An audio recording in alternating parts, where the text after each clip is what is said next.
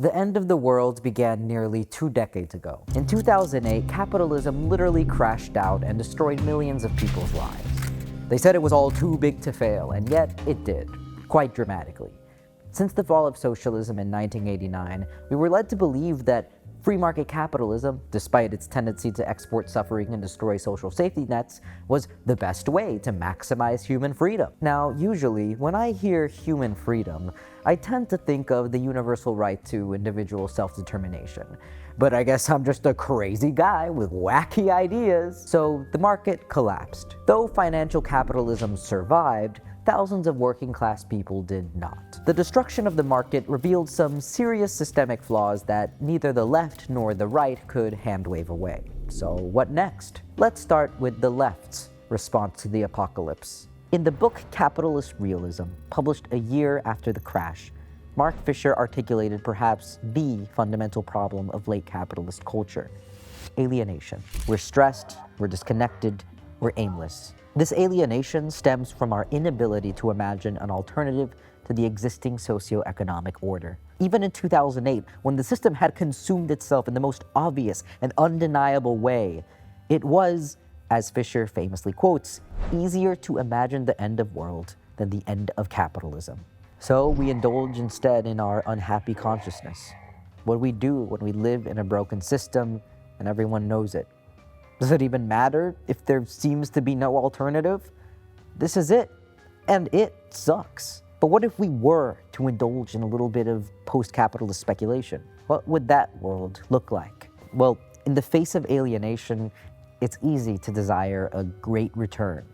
Perhaps the thing capitalism was supposed to promise, human emancipation, might be found in some prior way of life. Let's go back to running around in the forest naked. Well, hold that thought. Take Mark Fisher's analysis of the movie Avatar. In Avatar, a big evil capitalist corporation uses technology to destroy the Na'vi, a beautiful, primitive, organic society. The movie suggests, wow, if only us moderns could be more like these noble savages and follow their pre-technologized existence. But Fisher rejects this dichotomy. As he states, what is foreclosed in the opposition between a predatory technologized capitalism and a primitive organicism, evidently, is the possibility of a modern technologized anti-capitalism. It is in this pseudo-opposition that Avatar functions as an ideological symptom. The issue is, rather, how modern technological civilization can be organized in a different way. In the later years of his life, Fisher tried to construct possible alternatives to the figure of organicist humanism that drives our desire to return. He called this project acid communism. Here he tried to articulate a forward-facing vision for the contemporary left, somewhere we could all go after capitalism. Unfortunately, in 2017, Fisher took his own life before he could complete the book. The project of left accelerationism seemingly died along with him. But the right's vision of the future is alive. Post-financial crash, one man in particular fostered a terrifying vision for the world after neoliberalism. This is Peter Thiel. Unfortunately, he hasn't killed himself. Thiel is currently the techno-libertarian specter that haunts our political social landscape. He rose to prominence as a tech entrepreneur and co-founded PayPal in the late 90s, alongside a sad, balding man who fell into a wood chipper and suffered a horrifically slow and extremely painful death. Red flag number 1. Peter Thiel is a rich white guy who grew up in South Africa. I'm sure his family only did really good things for the world there. Red flag number 2. Thiel went through a libertarian phase in high school. Unfortunately, due to either being extremely stupid and/or extremely evil, he never grew out of it. Thiel claims to be an avid supporter of human freedom through free markets. But you would think that after unregulated market shenanigans brought economic meltdown in 2008, that Thiel would learn to read the room. Instead, he doubled down on his libertarian ideology. People turning away from free market capitalism after the financial meltdown? No, it can't be that this was a totally reasonable response to the disastrous effects of unregulated profit-seeking behavior.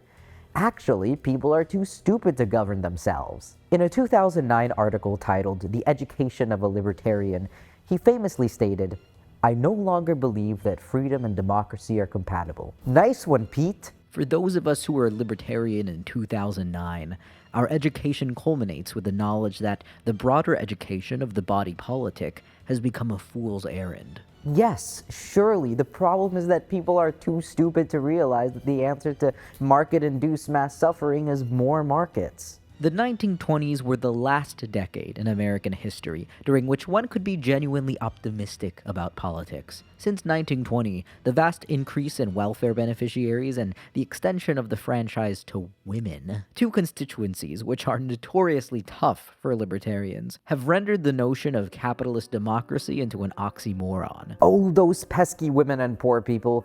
Why can't they just understand that a system that disproportionately harms them is actually really good for them? Because billionaire venture capitalist Peter Thiel, said so. Well, Pete is the one with billions of dollars, so he must know a thing or two, right? But it probably maxes out at 2. Okay, fine. Libertarians are low-hanging fruit. My apologies. So why even bring up old Pete? Because old Pete genuinely believed in what he said. So much so that he put his money where his mouth is. He's a technological optimist with a clear vision for the future.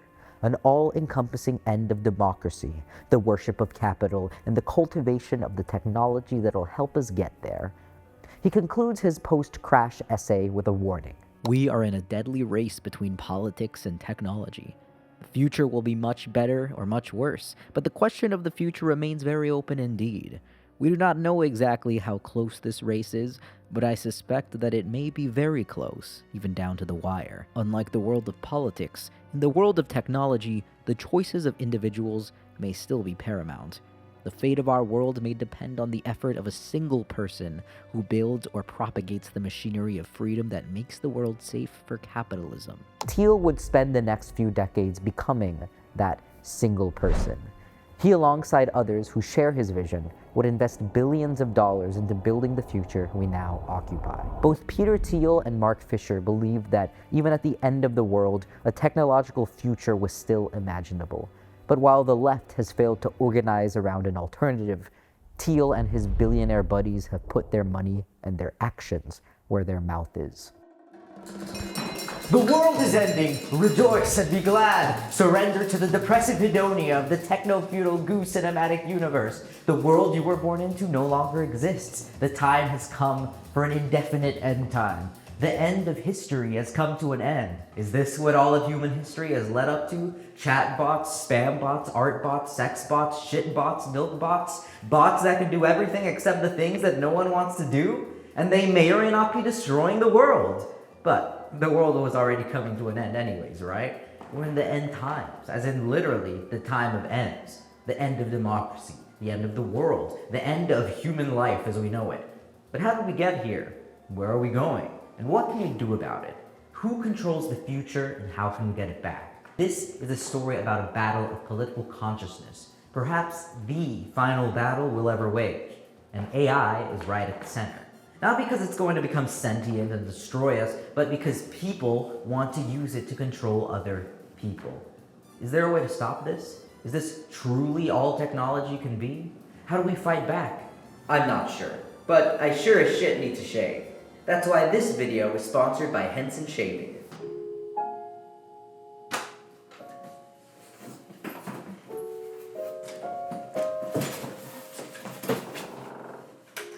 Sometimes it all gets so tiring, doesn't it? We're supposed to just ignore that the world is going to shit, that so many of the things that were supposed to make life convenient just make it worse? Shaving is a good example. For years, I thought shaving was just supposed to be something painful, something to be endured. I thought that razor burns and bumps were just a fact of life. I used to think that shaving was just something to get out of the way, to do in the last 30 seconds before running out of the door in a hurry. But then I tried this razor from a company called Henson Shaving. And now shaving just works for me. What used to be a nuisance is now a ritual.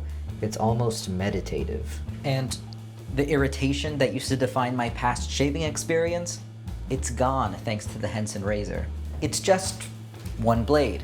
Machined like a piece of aerospace hardware with a fixed angle that makes shaving feel intuitive and natural. You just use it. and somehow there's no irritation. They actually did a clinical study on this, measuring skin redness and heat, and the results showed that the Henson razor and shave cream actually delivered less razor burn than traditional multi-blade razors and shave foam.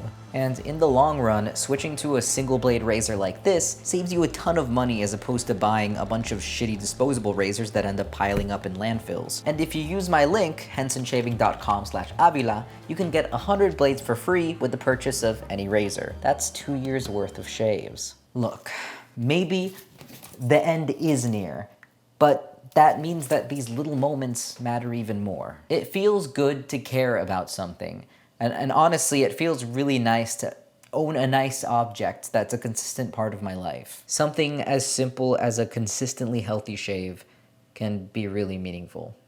It seems like the left has lost its faith in technology, and it's not a mystery as to why. We'll take a deep dive into Silicon Valley techno-fascism more broadly, and touch on the ways AI development consolidates power in the hands of a small group of techno-fascists, giving the technology world historical political stakes that requires more than a simple critique of it. Though the digital coup threatens our lives and our futures, it is not inevitable. Through the organization of labor and the building of alternative institutions, we can and we must reorient the function that technology plays in our world.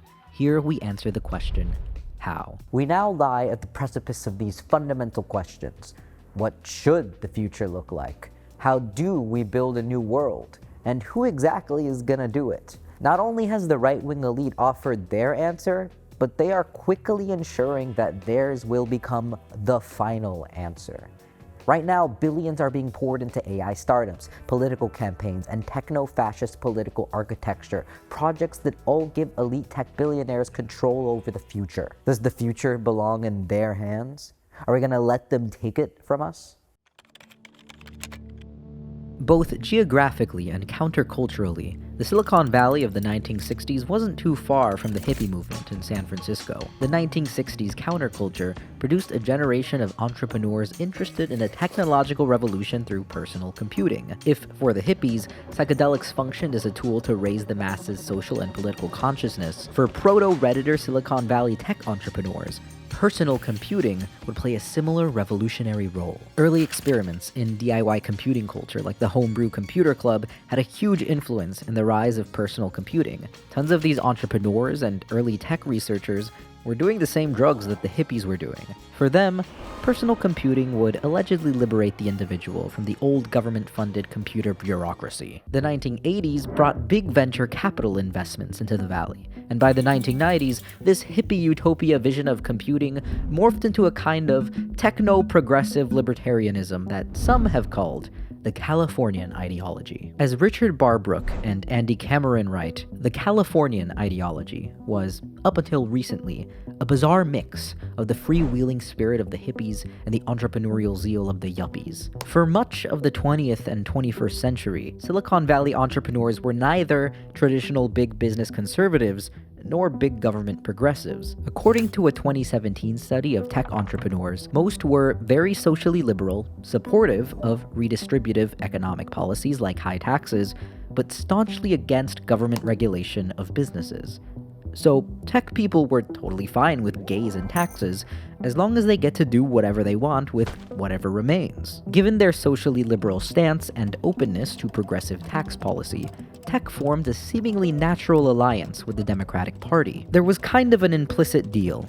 Tech people promised to politically and financially back the Democratic Party, and Democrats promised to do the same. In the 80s and 90s, pro-tech Dems were colloquially labeled Atari Democrats. In 1991, then-Senator Al Gore pushed for legislation like the High Performance Computing Act, which helped jumpstart internet adoption across America. But what really solidified tech's transition from cosmopolitan DIY hobbyists to the giant mega monopolies we know today? Well, as this little thing called the internet started to gain popularity in the 90s and 2000s, Wealthy investors wanted to get in on what seemed to be an emerging economic revolution. Tons of hype and investment were poured into online shopping startups.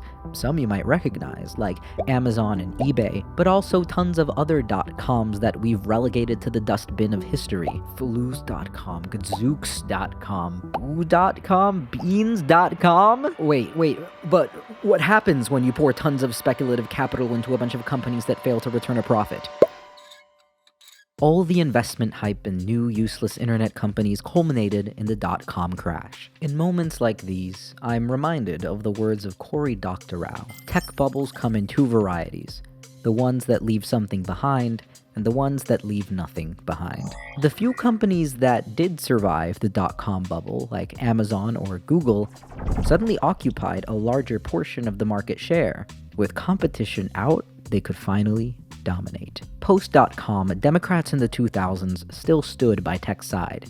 Even post-financial crisis, Barack Obama enthusiastically championed Silicon Valley as a key ally in rebuilding the American economy. Basically, if we want to win the future, America has to outbuild and out-innovate and out-educate and out-hustle the rest of the world. Despite tech companies consolidating all this power in the late 2000s and mid-2010s, people were still optimistic about social media as a force for innovation and democracy. What's the need for a political economic reckoning when we can post our way into the future? Now, there were reasons to be optimistic about the internet in 2011 and 2012. Social media played a central role as a tool for political organization in the Occupy Wall Street movement, in the demonstrations that broke out across the Arab world, now known as the Arab Spring. I think it's easy to forget that we used to be optimistic about social media. Social media used to be cool and new.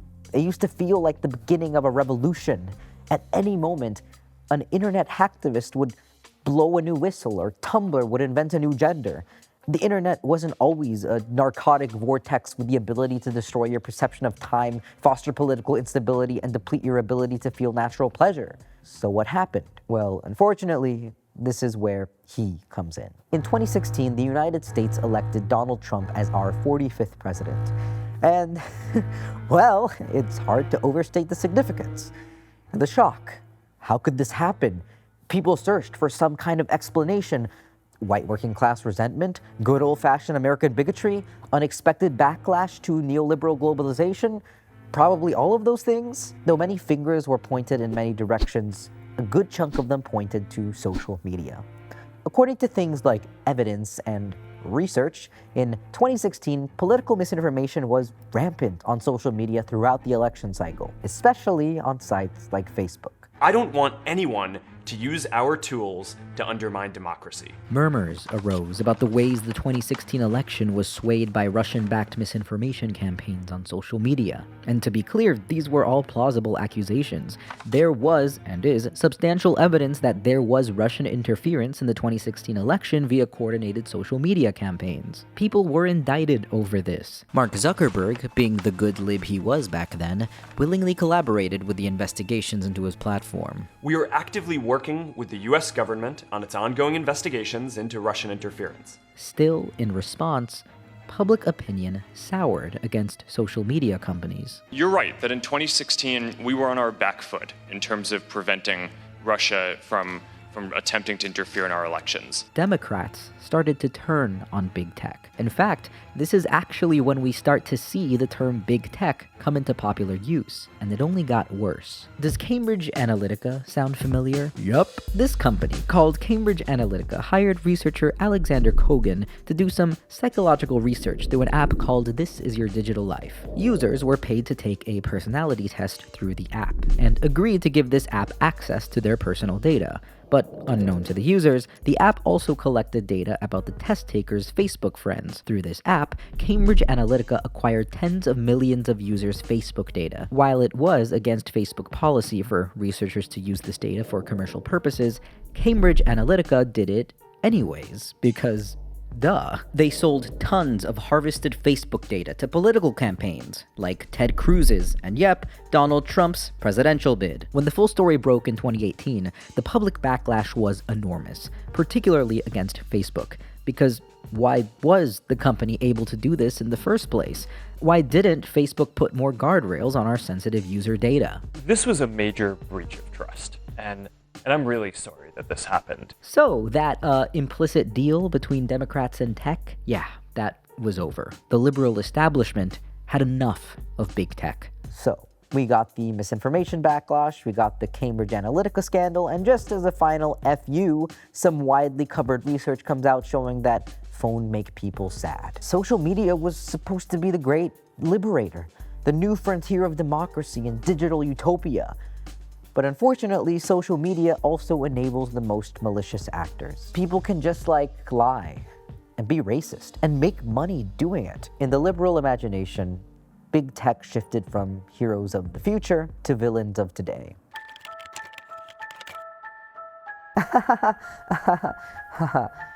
Has anyone else noticed that this is not normal? Available now as a Christmas ornament. $22.99. The hashtag activism of the 2010s is no more. Since the first Trump administration, the divorce between Democrats and Silicon Valley has allowed flourishing alternative ideologies to fill the lib-sized hole in the heart of the tech industry. How is it that someone like Elon Musk can go from rainbow capitalist to techno-fascist? How is it that Marc Zuckerberg went from apologizing for right-wing misinformation to donating to Trump's inaugural fund? Some have called the rise of right-wing thought in Silicon Valley the Tessero Bundle, the Nerd Reich, techno-feudalism, effective accelerationism. But what links these trends together? Profit? Eugenics? Well, it's not just about short-term dollars or allegiances to specific political or racial identities, though that is a part of it. Tech CEOs and entrepreneurs want to build and control the infrastructure of the future. But how does Trump's Christian nationalist base mix with amoral elite tech villains like Musk? First, let's consider how the material interests of big tech have shifted to align with the right-wing political machine. As we discussed, tech used to have a deal with the Democrats. Tech vowed to support Dems politically and financially, and Dems vowed to let tech do its thing. But with the Cambridge Analytica scandal, the Russian collusion scandal, and the case against social media as a vortex of misinformation, Democrats started to form an antagonistic relationship to this dominating figure they began to call big tech. This antagonism fully solidified in the Biden administration as his FTC and Justice Department pushed for antitrust cases against companies like Amazon, Google, Meta, Apple, and Microsoft. And there's more. Biden's admin pushed for regulations against cryptocurrency and signed executive orders on AI that some big tech players saw as hindering innovation. Now, Biden's actions here aren't unwarranted, but if we want to understand why tech CEOs ran away from Democrats, these actions provide a simple answer. Big tech hates regulation, and Democrats wanted more of it. Meanwhile, Republicans started flirting with big tech. They offered big tech freedom in exchange for their good graces. Play nice, and we'll let you make your money. Consider the case of Zuck getting cucked. Remember when Trump threatened Mark Zuckerberg with life in prison for taking down COVID-related misinformation on Facebook? I wonder if that has something to do with Zuckerberg's donation to Trump's inaugural fund, or his announcement that Facebook would stop fact-checking information. What a weird coincidence. Sure makes Zuck look like a little right-wing cuckboy, huh? Isn't it so awesome that the president is threatening non-government entities to do his will and then bragging about doing so? It's no wonder other Silicon Valley CEOs fell in line. They're all the worst type of nerd. Resentful and power-hungry, but cowards at heart. But while Trump had to use force to put the lib-leaning CEOs in their place, there are other nefarious Silicon Valley forces in the American government playing an enthusiastic role in Trump's vision for the future. Remember that Project 2025 thing that Democrats warned about for the past year that Republicans said was a stupid conspiracy theory? Well, there's been tons of work to outline the different aspects of what Project 2025 seeks, but probably the most central part of the project involves a vision of governance that concentrates American state power into the executive branch. Basically, restructure the government to give Trump as much control as possible. This involves firing bureaucrats, replacing government workers with Trump sycophants, and undermining all constitutional checks on the executive. Sounds scary, huh? Yep. So, now that Trump has packed his administration with Project 2025 architects, fired thousands of government employees, and is explicitly hiring new ones based on their loyalty to Trump, it's looking like Mexico City is really nice this time of year. But there's a curious other part to how this takeover has played out. Trump's close alignment with high-status tech CEOs like Elon Musk. Trump brought Musk on board to lead the Department of Government Efficiency, or DOGE, a new entity tasked with removing the unelected government bureaucrats causing waste, fraud, and abuse. How? I don't know, maybe Elon Musk, the unelected bureaucrat, will tell us one day. And although Trump and Elon seem to have a rocky relationship now, Trump has tons of billionaire pets to choose from. How did this alignment happen? The many tech entrepreneurs orbiting the Trump administration have their own plans for the future of this country.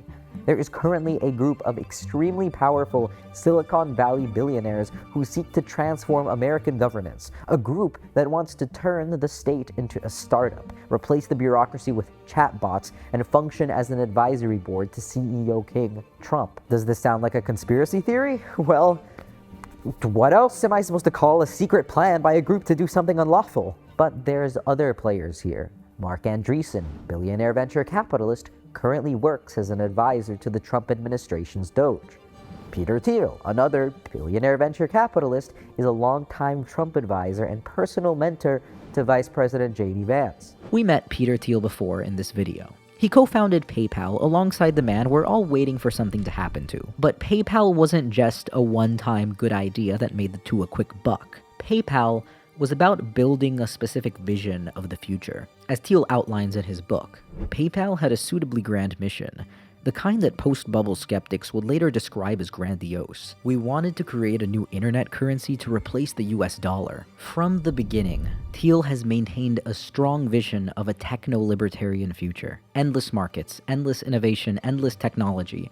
He spent his life putting this vision into practice. As one of the most powerful men in the tech industry, and now the Trump administration, he's closer than he's ever been. Thiel and many other original PayPal employees have gone on to become deeply influential in Silicon Valley, so much so that they were famously dubbed the PayPal Mafia. Thiel and other PayPal mafiosos have their hand nearly everywhere in the tech industry as entrepreneurs, investors, board members, you name it. Thiel himself has funded a number of projects including Facebook, OpenAI, LinkedIn, Palantir, and more. But this isn't just about making money. I mean, it is about money. Of course, it's about money, but not just about money. Thiel has billions invested in philosophical projects, gene editing, defense startups, city building, authoritarian candidates. Thiel's path is emblematic of what motivates these CEOs. This isn't just about profit. This is about building the infrastructure of a future that they control. They want to be honored in statues. They want to be the face on dollar bills, or I guess Bitcoins. Take Facebook's research in emotional manipulation from 10 years ago. It's not directly profitable. It's not exactly what the shareholders were asking for that quarter, but the power to wield subjectivity itself is an invaluable investment in human control. When we're talking about building the infrastructure of the future, we're talking about power, which means that at a fundamental level, we're talking about a political project. Tech CEOs are politicians, statecrafters, and social mechanics. But if tech billionaires seek to build a political project, what ideological position motivates their work? Some people might find the union between Trump and Silicon Valley odd. Trump's base stands for working-class conservative Christian nationalism, while Silicon Valley has historically stood for gay cosmopolitan elite technocracy. Right-wing ideology isn't inherently conservative. Instead, right-wing politics involves the maintenance or establishment of an ordered hierarchy. Conservatives want to maintain old hierarchies, but one can, in theory, be right-wing in the name of establishing new hierarchies. Market feudalism, techno-capital, entrepreneurial class interests. Right-wing techno-fascists seek to reify the logic of the market to establish a new social order. There isn't really one ideology or plan here. Even though there is a collaboration among certain actors toward a general direction, there isn't one conspiratorial cabal. Instead, we see various right-wing ideologies floating around the Trump administration and Silicon Valley, with the through line being that many of these political projects coincidentally end up with rich people controlling everything. Let's talk about Marc Andreessen. Yep, his head just looks like that. He's also a current advisor to Doge and a close Trump ally. So, where did this guy come from? No way that head made it out of a birthing canal. Andreessen made his initial fortune founding Netscape, one of the world's first internet browsers. Today, he makes his money through the totally real world of venture capital, investing money into promising ventures and then doing it all over again. Though Andreessen currently advises the Trump administration, he claims that he was a lifelong Democrat until the darn Biden administration took an adversarial position toward AI development. This made Marc really sad, because he considers himself a techno-optimist. As he describes in his 2023 piece, The Techno-Optimist Manifesto, he firmly believes in the promise of unregulated technological innovation. We believe that there is no material problem, whether created by nature or by technology, that cannot be solved with more technology. Wow, I foresee no problems with this mindset at all. Marc cites some interesting inspirations in his manifesto. Among what he names the patron saints of techno-optimism are figures like Filippo Tommaso Marinetti, co-author of the Fascist Manifesto. But shockingly enough, that's not what I'm here to talk about. We're here to discuss Andreessen's reference to philosophers influential to the development of an important contemporary radical political movement called accelerationism. One of these philosophers is named Nick Land. Marc is a big fan. As he writes in his manifesto, combine technology with markets, and you get what Nick Land has termed the techno-capital machine, the engine of perpetual material creation, growth, and abundance. So, who is Nick Land? What is accelerationism? Why are the Trump administration's billionaire pets citing niche accelerationist philosophers? Accelerationism is one of those difficult to define political labels. It can be many things. It can be right or left. It can be philosophically rigorous or a buzzworded tweet. The type of relationship you have with accelerationism is often correlated with your relationship to anime and the age of consent. Broadly defined, accelerationism describes a philosophy that seeks to accelerate the conditions of the current socioeconomic order with the aim of reaching some political beyond. It's currently the plaything of Silicon Valley's underbelly. That is, until certain billionaires took a liking to it. Accelerationism describes a loose set of ideas that draw from a heritage of French Marxist theory, specifically the work of Gilles Deleuze and Félix Guattari, Jean-François Lyotard, and Jean Baudrillard. These names may or may not mean something to you, and if they do, then hey, don't forget to take your meds today. What links theorists in this intellectual tradition is an understanding of capitalism as a type of cybernetic social logic that encodes everyday life. If we understand the material world as a series of machines with social functions, then capitalism is the contemporary force that orients these machines towards capital's purpose. Consider a mouth. According to science, it literally is just like a gooey whole thing. But how we understand the mouth's function depends on context. The mouth is an eating machine, a licking machine, a singing machine, a talking machine. The mouth only exists insofar as it plays some sort of role within our expectation of it. The way we understand the function of different objects depends on a larger system of meaning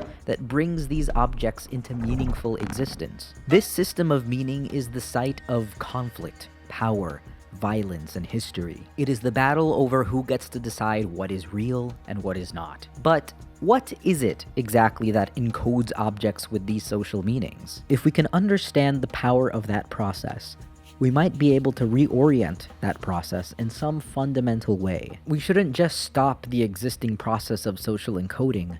We should hack that power of social encoding to build the world we want to see, as Deleuze and Guattari write. Which is the revolutionary path? Is there one? To withdraw from the world market in a curious revival of the fascist economic solution? Or might it be to go in the opposite direction? To go still further, that is, in the movement of the market, of decoding and deterritorialization, not to withdraw from the process, but to go further, to accelerate the process, as Nietzsche put it. In this matter, the truth is that we haven't seen anything yet. If you haven't noticed, these original proto-accelerationist thinkers weren't traditional Marxists. And who would be in a century like theirs where Tradition itself was the very thing under attack, where the world Marx describes hadn't existed for several decades. While Marxist theory was a response to the rise of industrial capitalism, the post-Marxist fathers of accelerationism were responding to the rupture and failure of the uprisings during May of '68, the development of Lacanian psychoanalysis, and the rise of post-industrial technologized societies. New things were happening, and so new things needed to be theorized. Deleuze and Guattari saw capitalism as harboring the power to deterritorialize and reterritorialize. It has this unique power to decode and re-encode the fabric of social life at a scale never before seen in human history. The problem is, capitalism orients this power in ways that don't really benefit the public welfare. Like, McDonald's wasn't always in 118 countries, and in a way, the American McDonald's isn't exactly in 118 countries. McDonald's menus across the world are localized to the tastes of a specific country, fostering new innovations like the shrimp filet-o in Japan, the Hawaiian deluxe breakfast platter, or the red rice porridge from Singapore. Across the world, the market tears down old buildings to make space for McDonald's, exporting American culinary tastes, iterating on them to match local tastes, creating new tastes in the process, and changing the very ways people across the world engage with food itself in an unprecedented dance of cultural influence. The world's subjectivity becomes colonized by America's vision of food, that of the fast food product as an overgreased and oversugared commodity. Wow, imagine if we used all this power to give people healthcare. And that's kind of the point. There is unprecedented power in what capitalism is able to accomplish. It's able to culturally scavenge tradition until it is a wasteland of capital, paving it over with the polished herd of the new. And curiously, it's able to get us to like it. It's able to hijack our desires so that the market and our desires become one. So yeah, imagine if we did use all this power to actually do good stuff like give people healthcare, to and decode the world for something other than profit, something other than capitalist means of production. Thus, Deleuze and Guattari advocated for the acceleration of the process. Not because they were hyper-capitalists, but because they, like Marx, saw capitalism as the highest form of social development humanity had ever seen up to that point. Not the most morally good, or the most enjoyable, or their most favoritist, but simply the most capable. All of those shipping crates, ports, automation, transportation, labor, market research, financial institutions, all for the shrimp filet-o. Can we just give people healthcare? Please? Yet Marx, Deleuze, and Guattari, as much as they saw potential in capitalism's social technological innovation, they crucially believed that capitalism was something that could and should be overcome. The call to accelerate capitalism can come from the left or the right. Mark Fisher, the leftist theorist mentioned at the beginning of this video, identified as a left accelerationist. He took influence from D&G and believed that we could accelerate and repurpose what was innovative about capitalism. Its technological advancements, its productive abundance, its restructuring of social relations, its disillusion of the traditional structures of subjectivity and desire, its ability to animate and engage masses of people, its radical decentering. All of that, if rethought and reoriented, could bring about a post-capitalist order. While this sounds like an all-encompassing, even impossible utopian vision, so does capitalism. The free market doesn't always effectively allocate resources and liberate human beings from old institutions. Capitalism was never an inevitability and requires the force of entire institutions to keep itself from its failures. By pushing these forces to their logical extremes, Fisher believed that we could carve out an alternative to capitalism.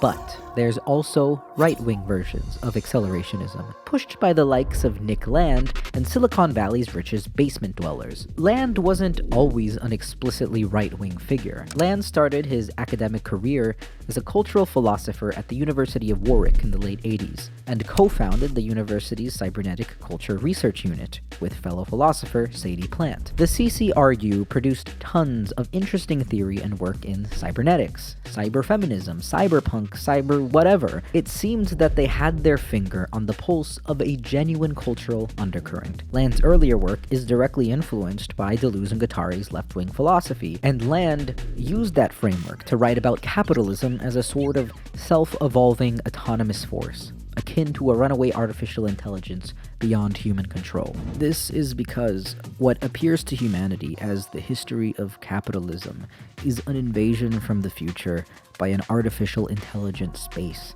that must assemble itself entirely from its enemies' resources. Land saw potential in the ways capitalism breaks down traditional human-centered values to usher in a world beyond humanity as we know it. Through this, he fully articulated accelerationism as a philosophy of his own. As he writes, "The only way forward is through," which means further in. In this germinal accelerationist matrix, there is no distinction to be made between the destruction of capitalism and its intensification. But over the years, his vision of a post-capitalist future darkened as it became more anti-human, anti-social, and authoritarian. But what changed? Well, he did. In the late 1990s, Land experienced some personal struggles. He began experimenting with and abusing amphetamines, eventually suffering an acute mental breakdown. Eventually, he resigned from Warwick, but continued to produce work independently. After his departure, his work took a notably right-wing turn. He began to directly advocate for the acceleration of capitalism, not towards socialism or communism, but towards an anti-egalitarian system, the promotion of unabashed eugenics, and what he calls hyper-racism. And here I was thinking ordinary racism was still in vogue. The problem with ordinary racism is its utter incomprehension of the near future. Not only will capabilities for genomic manipulation dissolve biological identity into techno-commercial processes of yet incomprehensible radicality, but also other things. Let's get you home, buddy. Do you think Silicon Valley billionaires are fan of the left-wing cybernetic Nick Land, or the hyper-racist neo-reactionary one? We can only hope, right? But maybe it's not just the racism that just happens to benefit our milky overlords. Land's newer philosophy gives right-wing venture capitalists a direction. Land's work directly speaks to them. Libertarians have ceased to care whether anyone is paying them attention. They have been looking for something else entirely. An exit. For the hardcore neo-reactionaries, democracy is not merely doomed. It is doom itself. Fleeing it approaches an ultimate imperative. It's no coincidence that Land's calls for exit parallel Peter Thiel's post-financial crisis skepticism towards democracy. Land himself is a huge fan of Thiel and cites him in his work. Land has provided a vision. Thiel has provided the means. Accelerationism, once a fringe ideology lurking in dark corners of the internet, has found home among young male tech workers and venture capitalists. These tech entrepreneurs often see themselves as a select group, envisioning a future where technological advancements, particularly in artificial intelligence, redefine societal structures in a way that place them at the top. This is why AI plays a key role in the accelerationist worldview. Land's philosophy understands capitalism itself as a form of artificial intelligence, as the very essence of capital. He metaphorically describes capital as an alien entity, implying that it functions beyond human control, shaping history through its autonomous logic. This is a perspective that deeply and disturbingly resonates in Silicon Valley, where tech circles are directly inspired by Land's vision of AI. The wealthy boys club who works on AI wants to use the tech to usher in a new socio-political techno-order and build towards something they call the singularity, a hypothesized future where AI becomes super intelligent and grows beyond human control and changes civilization as we know it. It's not uncommon to hear about EAC, or effective accelerationist raves, where AI company employees gather to worship the neural network. These events, sometimes co-sponsored by AI startups like Xtropic, feature attendees dancing beneath banners with slogans like "Accelerate or Die" and "Come and take it." Is it just technological enthusiasm or cult-like devotion? In any case, it's all in the name of AI development and a disturbing vision of the future. Scratch a feeble tech nerd and a fascist techno-cultist bleeds. Conspiracy theories are elegant. There's usually one group to blame. The corkboard and ribbon is fun, and it all makes the world seem a lot simpler than it is. But in reality, there isn't one group of shadowy figures plotting to destroy the world. Usually there are competing interests, contradicting cultural movements, and maybe even good intentions. With AI development, we see tons of different people invested in its success for various reasons. For profit, optimism, power, or just genuine interest. But I think we can draw a concerning and empirical connection between influential Silicon Valley investors, anti-democratic, even fascist philosophies, and a budding political coalition in Washington, D.C. While it's one thing to show how a few powerful men like Marc Andreessen or Peter Thiel believe in horrific things, it would be another thing to show how their beliefs have been directly parroted by government officials, right? It would be another thing to show the billions being invested into politically fascist projects. It would be another thing to show how even among these different and conflicting actors, there seems to be a consistent vision of the future, one working against democracy, the public, and you. Because it's not just about fringe political beliefs finding their way into powerful institutions. We're way past that. It's about the concerning steps being taken to put this vision of the future into place. There is a concerted effort in Silicon Valley to create an alternative anti-democratic governance structure in which tech billionaires have complete control. You know, what I'm really calling for is something like tech Zionism. Well, that may be the worst combination of words ever uttered in the English language. As I mentioned, Thiel and his rich friends have billions invested, not just in ventures that they hope will provide a return on investment, but that point to a specific philosophical and political vision. Gene editing, AI startups intent on building AGI, AI defense startups, and more. But how might we fully characterize this vision? It's time to turn our attention to another one of Silicon Valley freaks' favorite philosophers. His name is Curtis Yarvin. He has some influential fans. There's this guy, Curtis Yarvin, who's written about some of these things. And because of that, we unfortunately have to pay attention to him. Curtis Yarvin has a typical Silicon Valley backstory. He began studying computer science in traditional academic institutions before realizing that he didn't need academia or hair conditioner to make a name for himself in tech. He dropped out of his PhD program to join a startup, until in 2002, he hit it big with his company Yerbit. Listen, I don't need to explain what Yerbit does. Yerbit has a vaguely techie name and an aesthetically non-committal logo. That's all Peter Thiel and Marc Andreessen needed to throw $1 million at it. Even while working in tech, Yarvin continued to study philosophy and politics. Like other resentful, overeducated nerds, he gained a particular affinity for authoritarian thought. Hey, I'd be mad too if I was named Curtis. But there was also a lot to be mad about if you, like Curtis, were a liberal at the turn of the 21st century. One couldn't help but grow disillusioned against US institutions. Abroad, you had the lies and failure of the so-called war on terror. Domestically, the collapse of financial capitalism. Yarvin began to see through the cracks and form his own counter-narrative. America was an empire built on lies, and democracy, the institution that kept the engine running. And hey, I'm no fan of liberal capitalist democracies myself, but only because they fail to meet the values they claim to profess. Yarvin, on the other hand, rejects these values altogether. He considers egalitarianism, democracy, and liberalism to be political dead ends. At best, wishful thinking on the part of the elites. At worst, destructive forces limiting human potential. In 2007, under the pseudonym Mencius Moldbug, Yarvin began publishing his political philosophy online, identifying himself as a neo-reactionary. His writings attempted to sway liberals toward a right-wing vision of politics. He framed his work as a plea from a former New York Times reading progressive to current New York Times reading progressives. Yarvin built a dedicated online audience, deeply influencing the language and culture of the online right wing. The political use of the term red pill in a right-wing context, which is now a fixture in online discourse, actually comes from Yarvin. But his fan base wasn't all fringe. Behind the screen name, Yarvin was an influential player in the tech world. He maintained a close professional and, importantly, political relationship with Peter Thiel. In a 2017 email correspondence, right-wing provocateur Milo Yiannopoulos wrote to Yarvin. Peter Thiel needs guidance on his politics for sure. Yarvin wrote back. Less than you might think. I watched the election at his house. He's fully enlightened. Just plays it very carefully. So, what could it mean when Curtis Yarvin calls you fully enlightened?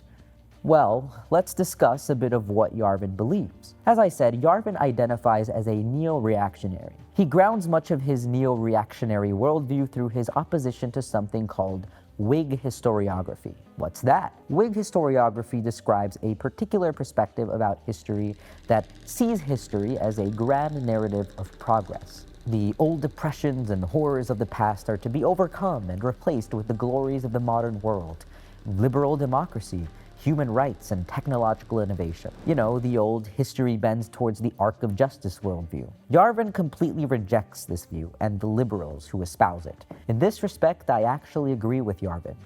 I think there are tons of problems with teleological views of history. I don't think liberal capitalism is or should be inevitable. I think that grand narratives of progress often reinscribe the dominant social order in insidious ways. There isn't an easy answer to the questions posed by this critique. There's tons of filthy leftist critiques to the thing Curtis Yarvin dislikes, and I legitimately take them very seriously. But Yarvin isn't a filthy leftist. He takes a different approach. For him, progressivism isn't the inheritor of a history of justice, but just a way for a group of elite liberal institutions to claim power. While I agree with him that many of the liberals who claim the mantle of progressivism have a incomplete vision of history and justice, Yarvin argues that progressive governance must be replaced by a governance structure that looks more like a monarchist tech startup, where the state is headed by a CEO king with complete power. He's a shameless authoritarian, an unabashed fash. Well, it's a good thing his fans are only the most powerful people in the world. So, Peter Thiel is fully enlightened, huh? You mean Thiel, former advisor to Trump and a person directly connected to tons of Trump admin members? That's the person Yarvin's calling fully enlightened? Yarvin's vision for the future of American governance has been pretty thoroughly outlined in his post-2008 work. But in recent years, he's advocated for a specific vision of what a second Trump administration could look like. His essay, The Butterfly Revolution, provides a step-by-step outline of what the takeover should look like. And what a surprise, it's exactly what's happening in American government. Let's see. Trump should establish an organization led by a CEO figure who shuts down existing institutions in the name of efficiency. Trump should assemble a mass of ideologically trained ninjas to take over the federal bureaucracy. The new regime must seize all points of power, without respect for paper protections. Anything can be nationalized, so long as the new regime has the staff, the prize crew, as it were, to nationalize it. It's a plan similar to Project 2025, but unlike Project 2025, Yarvin has been architecting this vision since 2008. I did propose the liquidation of democracy, the Constitution, and the rule of law, and the transfer of absolute power to a mysterious figure known only as the Receiver, who in the process of converting Washington into a heavily armed, ultra-profitable corporation, will abolish the press, smash the universities, sell the public schools, and transfer decivilized populations to secure relocation facilities, where they will be assigned to mandatory apprenticeships. Great! Well, it looks like the Trump administration only seems to be targeting universities with funding cuts, arresting and deporting people without due process, attacking media with malicious litigation, profiting off of its supporters with crypto scams, so all they've done is everything that Yarvin has ever wanted. Great! Yarvin continues. The second thing to remember is that no one else endorses this plan, or even anything close. In the political world of 2008, restorationism is completely off the map. It is off the table. It is outside the room, it is outside the building, and because at present we do live in a democracy, this means it is not dangerous. Well, congratulations, Curtis. Well fecking done. Your idea apparently has fans. It's dangerous now. Is that what you wanted? Yarvin's ideas have yet to be endorsed by the public, but it doesn't matter. He has the right fans. Some of his fans have built a career out of re-articulating Yarvin's ideas for new Silicon Valley tastes. One such version of this is outlined in a book called The Network State: How to Start a New Country. Remember the tech Zionism guy? You know, what I'm really calling for is something like tech Zionism. That's Balaji Srinivasan. He's the author of the book. He's a friend of that strange-looking Trump advisor who's in love with Nick Land, Marc Andreessen. Balaji is a former partner of this asshole's venture capital firm. Balaji was also pretty close to becoming FDA commissioner in the first Trump administration, which is just fantastic. Balaji's work pulls much inspiration from Yarvin's work and cites Yarvin multiple times in his book. Like Yarvin, Balaji calls for the creation of authoritarian techno-states, but in language friendly to Silicon Valley tech bros. And they eat this shit up. Billionaires like Sam Altman, Peter Thiel, and Marc Andreessen have invested tons of money into building tech cities abroad. No one is hiding this. This is not a secret. Meet Praxis, a proposed crypto and AI-powered libertarian utopia that promises billionaires a much-anticipated exit option. Here's their not-at-all fascist statement. Inspired by the wisdom of great civilizations, we believe that true sovereignty is achieved through alignment with the transcendent. The Praxian way of life is driven by a vital energy that seeks transcendence through heroic action and contemplation. Our mission is to channel this drive into a cohesive way of life, forged by social structures and institutions that guide our people toward their destiny. Only an adequately large space on this earth assures a nation of freedom of existence. Jesus Christ! That sounds like it came out of Mein Kampf. Oh, whoops, that last line actually is from Mein Kampf. How did that get in there? My bad. It's hard to tell the difference, huh? The rest of it is all them, though. It's just that bad. While Praxis doesn't yet exist, tons of other billionaire network states are being proposed all over the world, including Prospera, Afropolitan, and Itana. I've even heard of an exciting new project happening in a small Atlantic nation called America. Hey guys, so no more jokes, all right? It's getting scary. Aren't you scared? Well, scared. It's nice to meet you. I'm Dad. As I'll say for the millionth time, these are not fringe ideologies. These are not the thought leaders of niche online microcultures, but the philosopher kings behind the literal richest people on Earth. Yarvin and Thiel are buddy-buddies. Marc Andreessen, billionaire venture capitalist and advisor to the Trump administration, is a Nick Land fanboy. Tons of Trump's appointments are close friends, former employees of, or in some way directly linked to Thiel and Andreessen. Why is Peter Thiel writing cryptic poetry about Trump's second administration? Trump's return to the White House augurs the apocalypsis of the ancien regime's secrets. The new administration's revelations need not justify vengeance. Reconstruction can go hand in hand with reconciliation. But for reconciliation to take place, there must first be truth. Okay, thank you, Peter. Very cool. And I haven't even mentioned James David. J.D. Vance met Peter Thiel when he was a law student. Thiel, impressed by Vance, soon took the young Ohioan under his wing and hired Vance to work for his venture capital firm. Later on, Thiel spent $15 million to help JD win his Senate race. Thiel made Vance. Vance owes everything to Thiel. So let's get this straight. The president is a friend, or at least a close ally, of the guy who Curtis Yarvin called fully enlightened. The vice president owes his entire life to the man who says shit like this. One suspects that democracy, whatever that means, is exhausted. The vice president is a fan of Curtis Yarvin, and he's not shy about saying we need to put Yarvin's ideas into place. There's this guy, Curtis Yarvin, who's written about some of these things. We have to get pretty wild and pretty far out there and go in directions that a lot of conservatives right now are uncomfortable with. And it's quite obvious that these ideas are making their way to Trump. As Silicon Valley billionaires are trying to establish tech city-states like Praxis, Trump proposes similar ideas of his own. We should hold a contest to charter up to 10 new cities and award them to the best proposals for development. These freedom cities will reopen the frontier and, in fact, the American dream. Wow, I wonder if this has anything to do with Trump's new obsession with acquiring Greenland from Denmark. I'm sure his decision to appoint Peter Thiel and Elon Musk associate Ken Howery as ambassador to Greenland has nothing to do with this. Really normal stuff, guys. Just as Yarvin writes about destroying the American bureaucracy and firing federal employees. Retire all government employees. Trump executes his plan to illegally fire thousands of government workers. Musk and his minions at Doge are all directly inspired by Yarvin's work. They see themselves as implementing his blog posts into reality. Doge advisors gush over Yarvin and claim that Yarvin offers the most crisp articulation of Doge's ultimate plans. The Doge insiders went on to say that it's an open secret that everyone in policymaking roles has read Yarvin.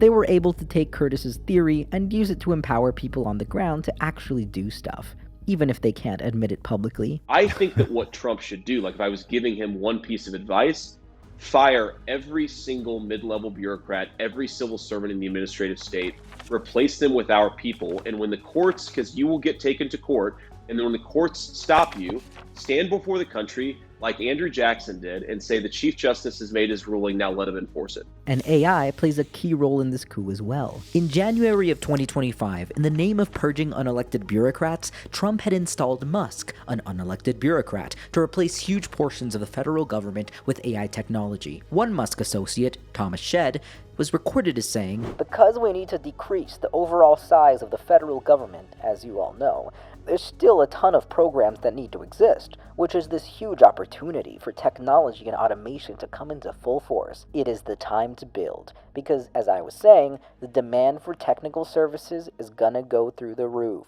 Of course, he wants the demand for technical services to go through the roof because tech elites like him own the supply. But AI can't run a federal government. Maybe there is a world where technology helps us achieve the dream of fully automated luxury gay space communism. But this is not that world. This is not what Silicon Valley wants. The existing logic of politics and the logic of artificial intelligence are not the same. Even if they can work together, they can't replace one another. The logic of the political lies in the moment when the people articulate a political subject. AI can't speak for anyone or anyone. The tech property owning class wants to replace governance with AI to create a political apparatus controlled and led by tech elites.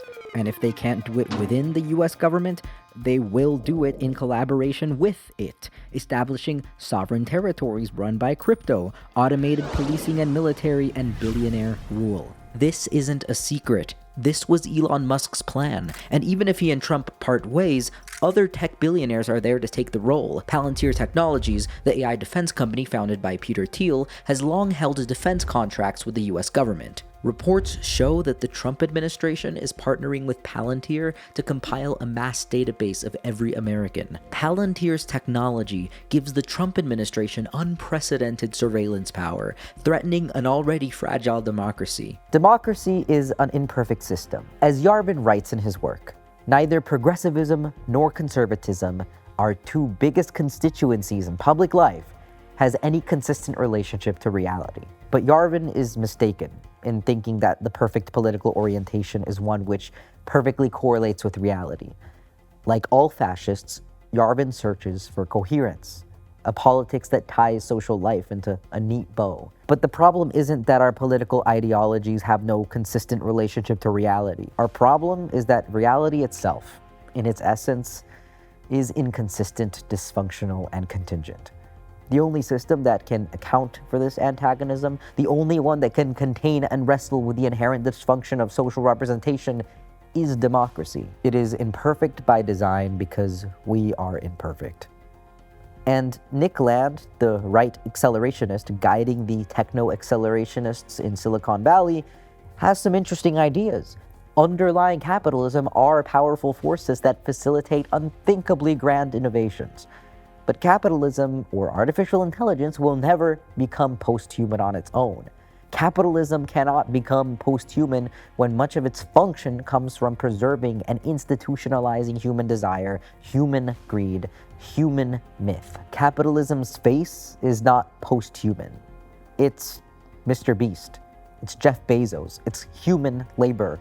Capitalism is not just decentralized iteration, but the consolidation of power in big tech, the consolidation of our stories in Disney, the consolidation of our commerce on Amazon. I understand that bourgeois liberal democracy isn't working for most people. I share these frustrations. But the answer isn't Yarvin's CEO king cult or Land's reactionary accelerationism.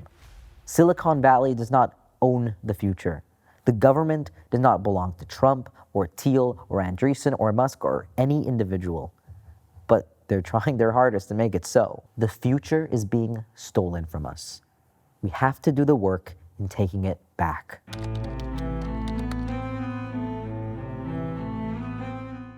Philosophy, for many, is a plaything. But philosophy has consequences. Ideology is philosophy. Concepts and abstractions dictate the forms of thinkable life.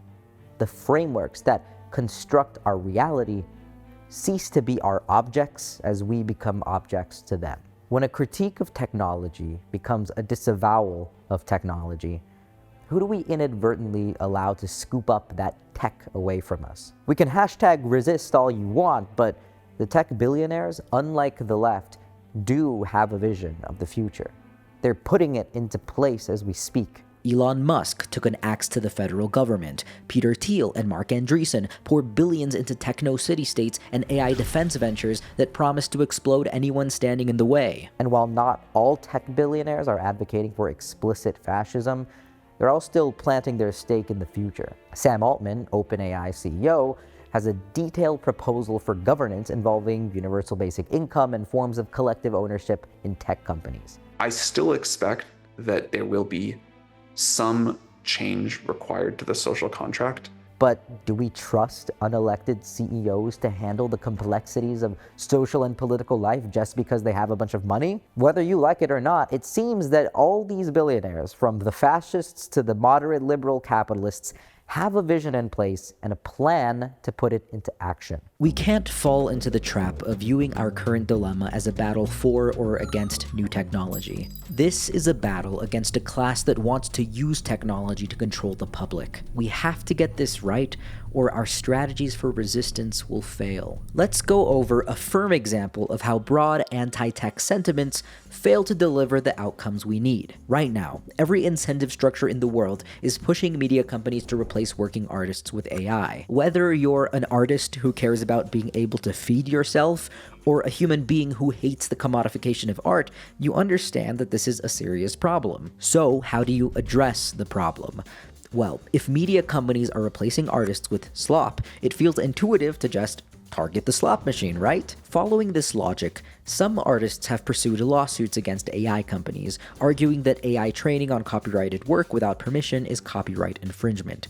Putting aside the legal arguments, let's say that AI is ruled to be infringement by the courts. Does that stop AI from replacing artists? No. A ruling like this would require that AI companies acquire expensive licenses if they want to train on copyrighted work. And I personally don't care about making OpenAI pay tons of money, but this actually doesn't stop AI training or artists' replacement. All it would do is enable big media companies to cut licensing deals with big tech companies. Do you think big media companies are going to redistribute the money from these deals back to their artists? Let's answer that with another question. Do you think big music labels redistribute the millions they earn from streaming licenses back to their artists? Do you think TV studios redistribute the money they earn from streaming back to the writers and actors? The answer to all of this is no. Targeting AI training with more copyright law doesn't stop generative AI from replacing artists. All it would do is consolidate the power to use generative AI in the hands of large media corporations and large tech companies. Sure, the licensing fee would hurt tech companies in the short term, but Google and OpenAI have enough money to cover these costs. You know who doesn't?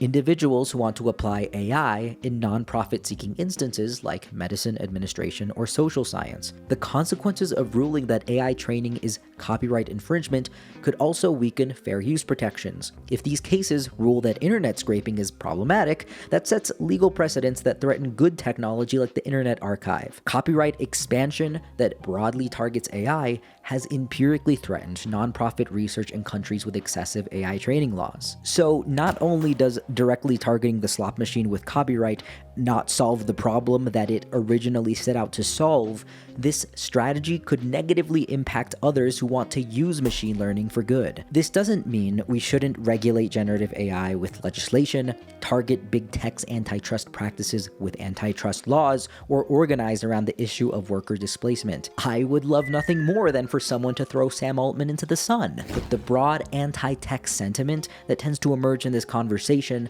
leads to strategies that do not work. AI itself isn't the problem in this specific situation. The problem is that we live in a for-profit system where slop is cheap and human artists are not. Some argue that copyright law is the only protection small artists have, but that's not true. Not only has copyright law been historically used by big corporations to fuck artists over, and not only will copyright expansion disproportionately benefit these large corporations, but copyright law is absolutely not the only or best method artists have at their disposal. Have you tried throwing Sam Altman into the sun? As tech journalist Cory Doctorow often says, expecting more copyright to help artists beat a concentrated industry is like expecting more lunch money to help your kid defeat the bullies who beat him up on the playground every day.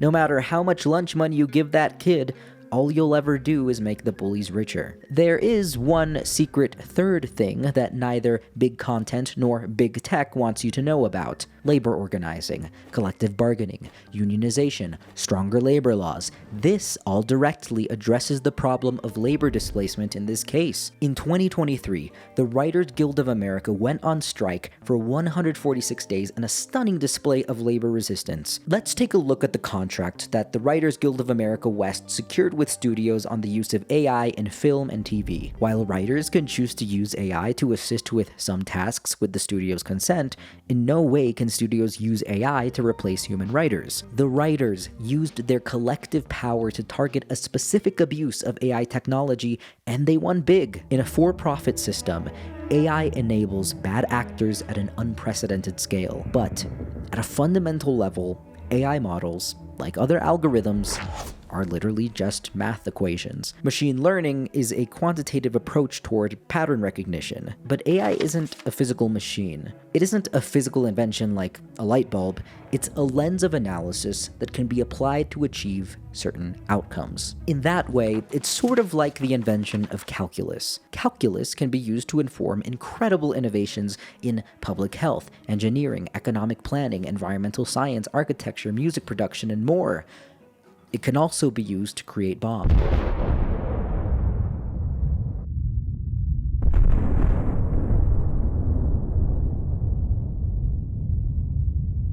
AI isn't just math, is it? No technology is neutral. AI is a cultural object that leaves physical marks on our world. In its current manifestation, AI requires human labor, geographic space, and extracted material. So while AI is just math, it's math that's being used to abuse human life and culture. But that's not all it can be. We've created a system that incentivizes these abuses, and while we do the work in trying to overcome this system, we need practical ways to target these destructive incentive structures without foreclosing the ways AI can be used towards social good. We can enforce existing laws to target outputs that defame or impersonate others. We can unionize and engage in collective bargaining. We can strengthen labor laws that address industry-specific ways this technology will affect workers. We can pursue antitrust lawsuits to decentralize and deprivatize ownership over this technology and mandate open-source AI models. Target the incentives to target the system. And listen, it's great that the socialists and the sociologists are formulating much-needed critiques of AI. Our technology should reflect the diversity of life and ways of living. But this should motivate sociologists to want to be in the room where AI is being developed, not critique it after the fact from the outside. This is easier said than done, of course. AI researcher Timnit Gebru had to resign from Google after she was asked to withdraw a paper critical of AI development. In response, she founded the Distributed Artificial Intelligence Research Institute to provide a counter-institution to big tech, as they state. We believe that artificial intelligence can be a productive, inclusive technology that benefits our communities rather than work against them. However, we also believe that AI is not always the solution and should not be treated as an inevitability. Our goal is to be proactive about this technology and identify ways to use it to people's benefit where possible. Caution against potential harms and block it when it creates more harm than good. These alternative research institutions are necessary. Socialists and sociologists shouldn't just be the ones critiquing AI technology. I want them building it. Marx did not say destroy the means of production. He said to seize them. Marx didn't say to boycott the relations of production, but to transform them. We can't disavow the future. We have to create it. The critique of AI, technology, and Silicon Valley is necessary, but it has to be accompanied by a political program for the future. There's two visions of the future in front of us right now. If Silicon Valley techno-fascists get their way, we could be facing a world of mass structural violence, digital surveillance, authoritarian rule, and a complete depletion of our social safety nets. Imagine human workers turn into babysitters for chatbots, cleaning up the inevitable mess that arises from their lack of judgment. We go home and cry to our AI partners, scroll through Slotbook with Truth Social TV on as mandatory background noise, as we gork it until we fall asleep, forever. But there are other visions of the future. The Dare Institute hosts a blog series of speculative writing where they explore what the world can look like when we design and deploy technology that centers the needs of our communities. Researcher Adrienne Williams wrote a piece on education that helps illustrate the type of future that we should try to build. I envision a future where education technology is focused on retaining educators by providing them with the gift of time so that they can spend more of it with their students. As a teacher, I'd like to have tools that automate time-consuming activities like scheduling and certain types of grading tasks, and tools that help adjust lesson plans based on students' level of understanding of covered concepts. This would allow teachers to focus on the care work of their profession that is often overlooked but is the essence of what defines a great teacher. I think there's a huge difference between something like this and the tech grifters who think that they can replace entire professions like teaching or nursing with AI. But generative AI and machine learning don't have to replace humans. We can utilize AI's specific strengths for specific tasks, for specific purposes in ways that enable critical thinking rather than replace it. Sal Khan has been running the online learning platform Khan Academy for almost 2 decades. Khan Academy started with helpful math tutorials on YouTube, but has since exploded into one of the leading edtech companies in the space. You might know him as the voice who saved your ass before exams many a time. Welcome to Level 2 Linear Equations. Globally, millions of people have learned from Khan's free educational videos and interactive courses. Khan has also spent the past few years exploring the potential of generative AI in education by developing Khan Academy's own generative AI tool, Ganmigo. But Khan doesn't want to replace teachers or give kids easy shortcuts. He wants to help kids and teachers with personalized educational tools that they otherwise wouldn't have access to. So it gives me a lot of insight as a teacher in terms of who I need to spend that one-on-one time with. I mean, yeah, in an ideal world, everyone has a human tutor, class sizes are small, and education is well funded. But Khan Academy is using technology to do something about educational access right now. That's why Ganmigo is 100% free. A wealthy family can afford a tutor for their child. If every kid could have a private tutor, that would level the playing field. Yeah, that's the dream. Stephanie Garris, a math teacher at a school where Ganmigo is being implemented, reportedly said that Ganmigo forces students to think, which they're not always happy about when they're looking for quick answers. It also makes learning relatable by asking students about themselves. If a student likes sports, the AI will frame math questions using sports examples. It doesn't provide easy answers. Instead, it probes where students are having difficulty and guides them to find the solutions themselves. Ganmigo isn't perfect. For a while, it couldn't do basic arithmetic. I mean, I get it. 7 times 7 being 49, what the fuck is that about? But if your AI math tutor can't do math, then that's kind of a problem. Eventually, though, Khan Academy worked out the kinks and now direct math problems to the site's calculator. But the thing is, Khan doesn't envision Ganmigo as a giant machine that does everything and knows everything. So it wants to help you understand what it's telling you and not just give you the information. He envisions it as a tool that helps students arrive at answers organically and critically. Working directly with teachers and students, Ganmigo is currently being piloted in a few different schools, with some already reporting improvements in student learning outcomes. Other studies also show that AI tutoring tools lead to measurable improvements. Maybe Ganmigo won't end up working. Maybe it does. This is all new stuff. But that also means, even beyond education, that the future is still being written. We can say no to the future being built by Peter Thiel, Elon Musk, and other techno-fascists. But what happens after we say no? We need counter-institutions that provide a forward-facing vision of collective power against big tech. Organizations like DARE, AI Now, and Knowing Machines. Generative AI sometimes tells people to put glue on pizza. It can help facilitate a government coup, but it doesn't have to. We began this meditation on the future of technology with the work of Mark Fisher. He spent much of his intellectual life urging the left to imagine a different future. He identified as a left accelerationist, not in the edgy, destructive end of the world way, but because he genuinely believed that either the left builds a better future or we die. Silicon Valley has claimed accelerationism as its own. Accelerationism has been captured by the techno-capitalists, the darkly enlightened, the alt-right knights, but we forget that accelerationism was originally a left-wing anti-capitalist project. Deleuze and Guattari, its true prophets, sought a world beyond capitalism.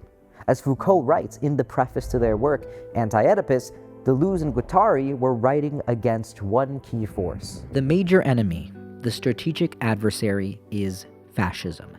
And not only historical fascism, the fascism of Hitler and Mussolini, which was able to mobilize and use the desire of the masses so effectively, but also the fascism in us all, in our heads and in our everyday behavior, the fascism that causes us to love power, to desire the very thing that dominates and exploits us. The answer to Silicon Valley's neo-reactionary anti-humanism isn't reactionary humanism.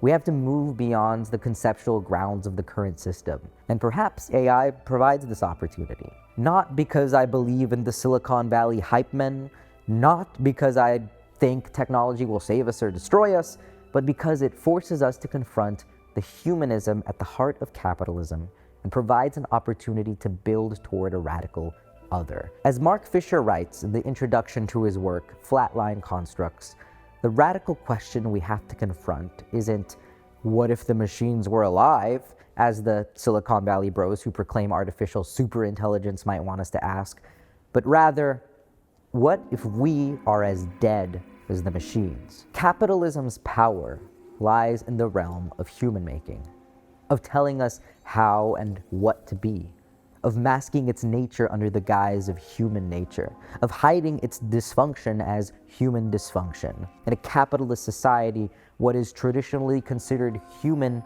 becomes non-human at an unprecedented scale. Our subjectivity, our creativity, our desire, our intellectual labor must be translated into exchange value. Technologies of the body and self are commodified with a price tag. There is no societal direction but the one imposed by the market. In our alienation, we can only chase the pleasure of our self-making, or otherwise risk the terror of confronting the artificiality of our own selfhood. This parallels a concept Mark Fisher called Gothic materialism. It isn't subjects or selves who produce social and political processes, but social and political processes which produce the subjects and selfhoods. This is the Gothic of Gothic materialism, when we're confronted with the horror at the fact of our own construction. It's in this moment of seeing where I think emancipation beyond humanism, beyond capitalism might lie. The philosopher Michel Foucault spent his career confronting the ways humans and subjects have been constructed throughout history. But in his later years, he sought to reclaim the task of self-making in a radical form. In confronting the technologies of human making, what is the new that must be produced? What must be produced is not man identical to himself, exactly as nature would have designed him, or according to his essence. On the contrary, we must produce something that doesn't yet exist, and about which we cannot know how and what it will be. Technology and AI could just as easily bring us closer to fascism as it is right now. But in order to stop it, we have to know in which direction to go. In Fisher's most famous work, Capitalist Realism, he argues that neoliberal capitalism requires a cultural landscape that relegates any vision beyond capitalism to the unthinkable. We can no longer imagine a future beyond the current system. Our art and culture only exist in pastiche. Old forms are recycled as we forget how to create the new. It is all that can and ever will be. This lack of future, authentically new culture, or historical direction leads to a spontaneous and aimless society of decentralized corporate bureaucracy. We can't help but succumb to alienation, to chase random pleasures and entertainment, to try to forget that in free market capitalism there is no center, no meaning, no future. On an episode of the podcast Dystopia Now, featuring probably the most prominent journalist documenting the fascist takeover of our government, Gil Duran describes the antisocial phenomenon of tech bros in Silicon Valley wanting to exit society and form their own alternative techno-states. The host asks him a question. You were talking about, how these projects started as an escape in some way. There is something kind of fun and beautiful about where maybe things are important other than the ones that our society sort of automatically values. And it's a good point. There is something genuinely radical about forming alternative institutions outside of capitalism and building large left-wing countercultures. Tons of marginalized communities throughout history have built powerful counter-institutions and subversive social structures that were genuinely radical. Queer communities, for example, commonly coalesce around found families, groups of people that form strong collective ties after being outcast by the mainstream. It's a necessary and powerful practice. Yet Duran, who I respect deeply, dismisses the potentially subversive idea entirely. Yeah, definitely. The ideas have been tried before, forming your own society, getting outside of everyone else. It's called cults, generally. Now, it's fun to have a little escape from reality, take a retreat, go with your friends, but when you try to have a small group of people and move outside of it and follow different rules, that generally doesn't end well. Don't get me wrong. Duran does fantastic work critiquing big tech's pursuit of power, and it's important to show how tech entrepreneurs building crypto city-states run by CEOs is absolutely an authoritarian venture. But that doesn't mean that we reject the idea of alternative social structures entirely. This is the problem that Mark Fisher described. Capitalist realism, the inability to imagine anything other than capitalism. It's not our fault that capitalism has destroyed our collective imagination, but it is absolutely our responsibility to repair it. Neoliberalism declares itself the end of history, the end of ideology, the end of politics, the end of the future itself. But if neoliberalism is finally succumbing to its slow and painful death through techno-authoritarianism, if fascist forces are destroying American liberalism from within, it means that the end of history has come to an end. If history is back, then that means that the political subject, the people, that which neoliberalism attempted to erase, has returned. The center of the collective social will might be back. As a famous Marxist philosopher once wrote, "History is the history of the unceasing overthrow of the objective forms that shape the life of man." This is not the time for nostalgia, for a call to return to art before AI, government before Trump, labor before technology, bias before algorithms. Are we going to go back to when corporate media exploited and underpaid artists? When our liberal governments enabled genocide and empire? When labor was exploited by capital? When humans, rather than algorithms, enforced bias? We can't just react or resist. We have to create an authentic future. History is here. It's time to make it. If you enjoyed this video, you can support the work on this channel at patreon.com/aretheygay. There you'll find exclusive videos, a regular podcast where I talk with fellow creators, and you'll access monthly discussion groups where I talk directly with viewers like you. This channel is free to watch, but it is not free to produce. So thank you to my current patrons for making this possible. _WR, Owen K, Six Slugs, AE, Aiden Kedzierski, Aiden Lisandro, Iluri, Alex Cox, Alex French, Alex Halverson, Alina Apine, Alnara, Amaranta, Andre Alves, Andrea Schreiber, Andrew June, Annika, Annalisa Koenig, Antonio Sacervic, Arapai Muslim, RC, Ari Lord Piru, Ari the Warrior, Armin Ritchie, Arto, Ash Flynn, Attaplease, Adun Ilvanis, Avery, Barbecutie, Bartolus Flute, Bierick, Beatrice Dahl, Becca B., Benjamin Perry, Bert Spielpenning, Balua, Billy Sage, Bitchy, Bobby Jane Disforges, Brandon Uzumaki, Bubble Boy, Cat Girls, Captain Mikey, Casey, Kaylin S., C. Schaefer, Celeste Irwin, Charles Hero, Charlie Rose, Cheese Boy, Chloe, Chris Scalzi, Christopher D., Cliff, Colorful Cast, Curious Glaistig, Dan, Danny Chalice, Daniel Torma, Kidney, Daniela de Leon, Danielle McDonald, December Vesalius, Deco T, DJ, Don Hopkins, Dorothy Spencer Gale, Dr. Skullduggery, Drainix, Dropout Ninja, Dustin Rubin, Eliza, Ellie Nolan, Emil, Emma Anastasi, Emmy Murphy, Eric Junholm, Eric J. Moffitt, Ermine, Evan Bloom, Eyes of a Tragedy, Fat Kirk, Fickle Harpy, 5 Raccoons in a Trench Coat, Florencia Rumpel Rodriguez, Frey, Gabby D'Amico, Gabriela Surita,